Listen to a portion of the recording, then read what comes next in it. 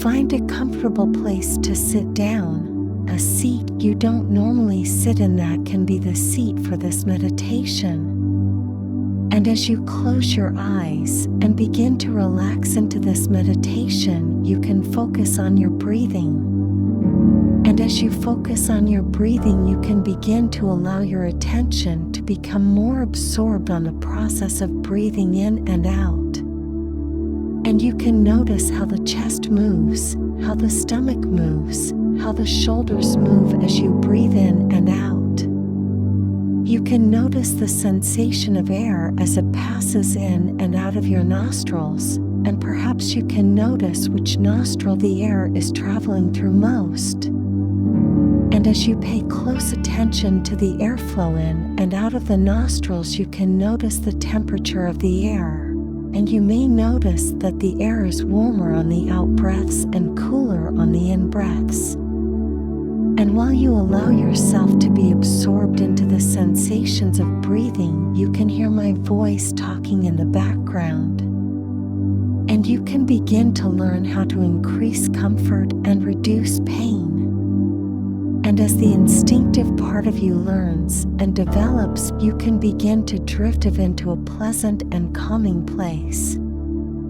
It could be a pleasant calming place you know, or a pleasant calming place that is new to you here for this experience. And so as you listen to the sound of my voice, you can begin to learn how you can remove discomfort in the future. And this may sound unusual, but you know where the discomfort is, and you know that discomfort is there, and you know which areas of your body don't have discomfort, and you know the discomfort isn't in what you are resting on, it isn't in your bed, the discomfort isn't in any of the seats in your house, or in any seats in any other location. And the discomfort isn't in any room in your house or any rooms in any other buildings. The discomfort isn't in any vehicles or any other specific location. The discomfort is only in that one location you know it to be. And as you listen to this, you will be presented with ideas, and some of these ideas won't match with your situation, and other ideas will fit just right. And some ideas you can adjust on an instinctive level so that they fit just right. And as you listen to this, your mind can continue to focus on the sensations of the movement as you breathe and the sensations of the air temperature with each in-breath and each out-breath.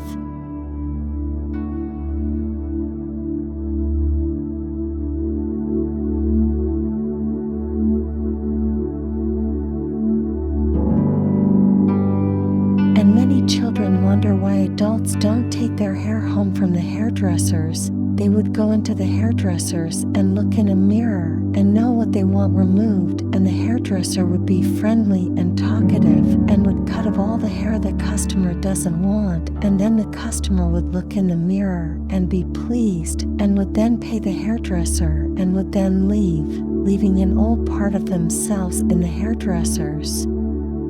And a child asked an adult why they don't want to keep the hair that was removed, and an adult replied, once you are pleased with the results, you don't want to take what's been removed away with you, you want to leave it behind, and so that's what you do, you have no need for it anymore.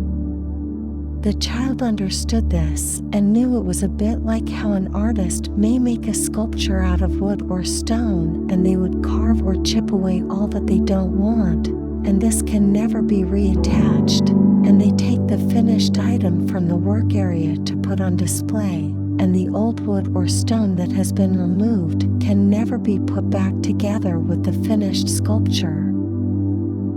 And you know that discomfort only exists where you sit right now. It doesn't exist anywhere else. If someone searched anywhere outside of where you are sitting, they wouldn't find that discomfort. And you know you can learn on an instinctive level, and you can know how to leave something behind, and you know there is a difference between feeling and doing.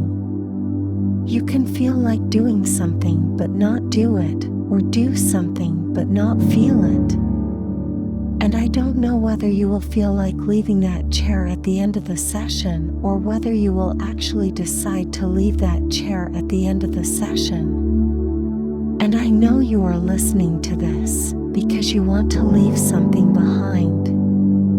And I know that when you leave that chair, you will have a feeling you want to leave. And so many people leave their coat on the chair without realizing as they leave a room, and they come back for it. And you can leave something on the chair you decide you can live without. And you can learn more from this on an instinctive level than you ever thought possible on a conscious level. And you can take some time now to integrate and absorb all that is necessary whilst leaving behind all that is unnecessary. And you can learn how you can apply what you have learned here into everyday life, and you know it is okay for parts of you to remain in this meditative state with each breath you take while the rest of you enjoys getting on with life.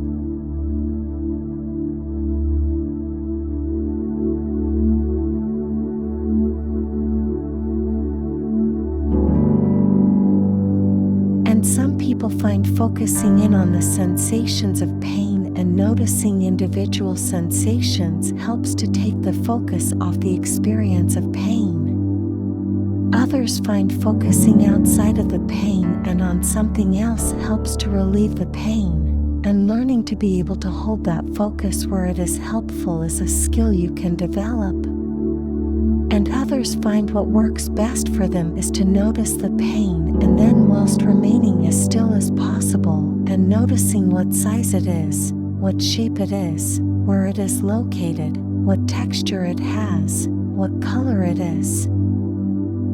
And then noticing what happens when you change the size, what happens to the pain when you make it larger, what happens when you make it smaller. What happens when you change the shape, perhaps making it more round or more jagged? What happens as you try different shapes? What happens when you move it to a new location, even if that location is just a short distance from the original location? What happens when you change the texture of that pain, perhaps making it smoother or more rough?